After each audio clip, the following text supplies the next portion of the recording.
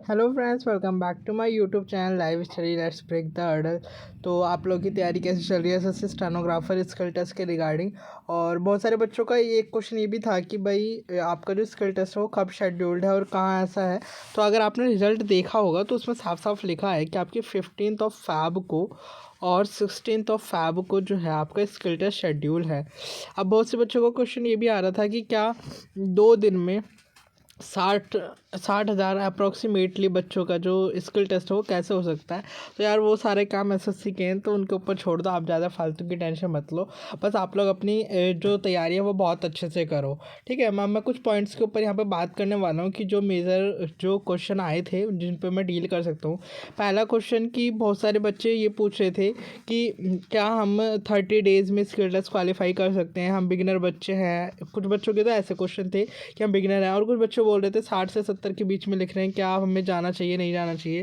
देखो, skill test तो आप सभी को देने जाना चाहिए जस्ट बिकॉज कि आपका एक एक्सपीरियंस होगा अगर आप स्टेनो के एस्पिरेंट हैं। लेकिन अगर आप स्टेनो के बैकग्राउंड से नहीं है, किसी और एग्ज़ाम को टारगेट कर रहे थे और आपने बस स्टेनो का ऐसे ही पेपर दे दिया और आपको स्टेनो नहीं आती है, तो प्लीज़ इसे स्किप करना, कोई फ़ायदा नहीं है वहाँ जाके आपका बिना बार टाइम वेस्ट करने का। लेकिन अगर आप स्टेनो एस्पिरेंट है, भले आपको पॉइंटों से हुआ हो पर आपको स्किल टेस्ट देने ज़रूर जाना चाहिए, क्योंकि आपको बहुत सारी चीज़ों का पता लगेगा कि वहाँ पे स्पीकर कैसा होता है, ये स्पीकर जो बोलने वाले होते हैं वो किस तरीके से बोलते हैं और क्या क्या चीज़ें होती हैं। देखो, हम कभी भी कितना भी कुछ बता लेंगे, कहीं ना कहीं जब तक खुद एक्सपीरियंस नहीं करता है बच्चा, जब तक उन सारी चीज़ों को वो डील करना नहीं समझ में आता है, ठीक है। तो इन सारी चीज़ों के ऊपर ध्यान रखना।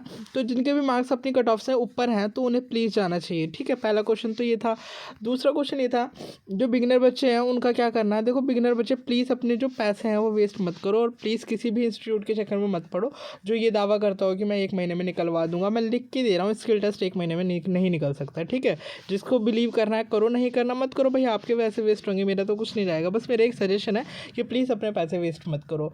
फिर आता है तीसरा क्वेश्चन कि सर स्पीड हमारी कम है, 60-70 की रेंज में है, 80 का स्किल टेस्ट पास करना है, या हमारी 90 के अराउंड है और हमें 100 के मैटर को लिखने में बहुत टिपिकल ये दिक्कत हो रही है। तो उन सारी बच्चों के ऊपर बात करते हैं। तो सबसे पहले उन बच्चों की बात करते हैं जो 60 से 70 की रेंज में है और अब उन्हें क्या करना चाहिए। देखो, आपको अब क्या करना है कि आपको एक मैटर उठाना है और वो आपको पहले जो लिखना है ना वो आपको 80 वर्ड पर मिनट पर लिख कर देखना है, ठीक है। फिर आपको लगेगा कि मुझसे वो मैटर नहीं लिखा जा रहा है, फिर आपको उस मैटर को एक बार देखना है, उसकी जो हार्ड आउटलाइंस है। हार्ड आउटलाइंस मतलब कैसे कि आपको जो लग रहा है कि जो वर्ड मुझसे नहीं बन रहा या जो वर्ड मैंने फर्स्ट टाइम देखा है, तो उन वर्ड को आप मल्टीपल टाइम रिपीट करके उसे लिखो। और जब उसे आप मल्टीपल टाइम रिपीट कर लोगे तो आपको क्या होगा, उन वर्ड की प्रैक्टिस अच्छे से हो जाएगी। फिर उसके बाद आप 80 पे लिखने की उसे जब कोशिश करेंगे तो आपके कुछ ही गलतियाँ होंगी जो नॉर्मली हो जाती है बच्चों से, वही गलतियाँ होंगी, लेकिन आप पूरा मैटर आराम से लिख पाएंगे। फिर इसी को क्या करना है, जब आप 80 पे लिख लोगे, अगर आप अभी 80 के लिए ही जाने वाले तो सिर्फ 80 लिखना, फिर इसे 85 पे कर लेना, इससे ज़्यादा मत करना, ठीक है। अगर आप 60-70 की रेंज में है, ठीक है। इसके बाद हम बात करते हैं, अगर आपको ऐसे ही स्पीड बढ़ानी तो प्लीज़ ऐसे ही करके आप पूरे पूरे मैटर को एक बार पहले लिख के देखो कितने एरर्स आ रहे हैं, और उसके बाद उसे क्या करो कि मतलब उसके हार्ड वर्ड्स निकाल के उनकी प्रैक्टिस करो अच्छे से। मतलब समझ लो एक वर्ड की 3-3 4-4 लाइन तक प्रैक्टिस करो, जिससे कि वो वर्ड जो है वो आपको बहुत अच्छे से रिमाइंड कर जाए, ठीक है। तो इन सारी चीज़ों के ऊपर वर्क करो। और आपने एक बच्चे का क्वेश्चन ये भी था कि सर एक्यूरेसी कैसे लाएं। तो देखो, एक्यूरेसी का ना सीधा फॉर्मूला होता है, accuracy is equal to reading. जितना आप मैटर को अच्छे से रीड कर पाएंगे उतनी आपकी एक्यूरेसी अच्छी है। मतलब अगर आप रीडिंग नहीं कर रहे हो ना मैटर को लिखने के बाद, तो फिर आपका कुछ व्यर्थ है बिल्कुल स्टेनो।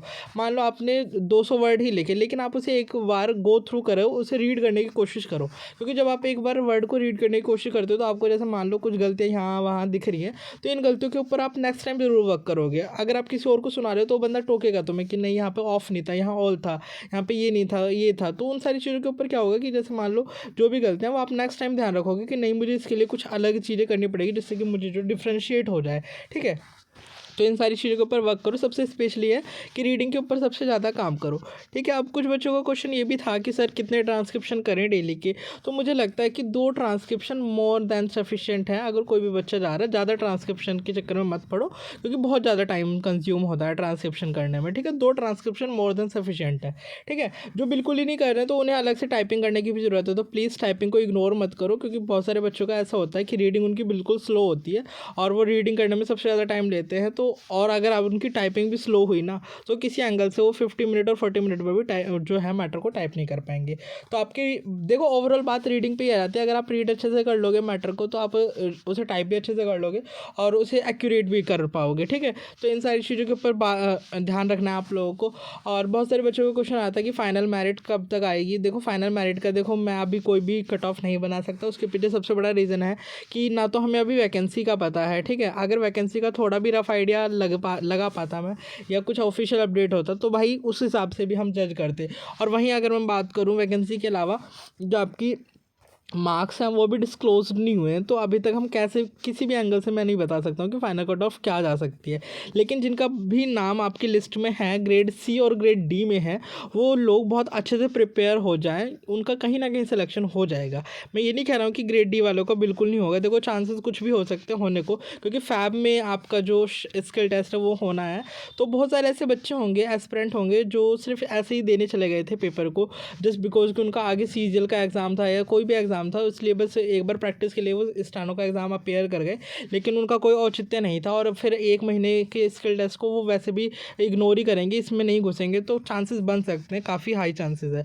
और इस बार भाई देखो जिस हिसाब से मान लो अगर 60,000 के अराउंड बच्चे पास किए गए तो मुझे जो लग रहा है, रफ आइडिया जो लग रहा है 3 से 4,000 के बीच में आपकी जो है वैकेंसी है, तभी इतने बच्चे पास किए गए हैं, अदरवाइज इतने बच्चे पास नहीं किए जाते हैं एसएससी के द्वारा। जैसे कि अगर मैं बात करूँ 2019 से जहाँ तक मुझे डाटा याद है और 2020 का अगर मैं बात करूँ, इसका जो डाटा था उसके अगर मैं बात करूँ यहाँ पे जो आपके पास किए गए थे बच्चे, मुझे जहाँ तक याद है 7 से 9,000 के बीच में आपके बच्चे पास किए गए थे। और वहीं अगर मैं 2020 की बात करूँ तो यहाँ पे 16,000 के अराउंड जो बच्चे हैं वो पास किए गए थे। और वहीं अगर हम बात करें 2021 में कोई एग्ज़ाम नहीं हुआ, 2022 की अगर हम बात करूँ तो यहाँ पर 60,000 के अराउंड बच्चे पास किए गए। तो बहुत बड़ा ये आंकड़ा है। तो इससे ये ज़रूर पता चलता है कि आपकी जो मेरिट है वो भी लो होगी कहीं ना कहीं, क्योंकि वैकेंसी आराम से 4,000 के अराउंड टच करेगी, जो मुझे लगता है इस तरीके का अभी तक सिनेरियो बना हुआ है। स्टिल अगर आपको कोई डाउट रह जाता है तो प्लीज़ मुझे कमेंट सेक्शन में बताना। और अगर आप इस चैनल पर नहीं जुड़े हो तो प्लीज़ मेक श्योर करें कि चैनल को सब्सक्राइब करें और वीडियो को ज़्यादा से ज़्यादा शेयर करें। So thank you.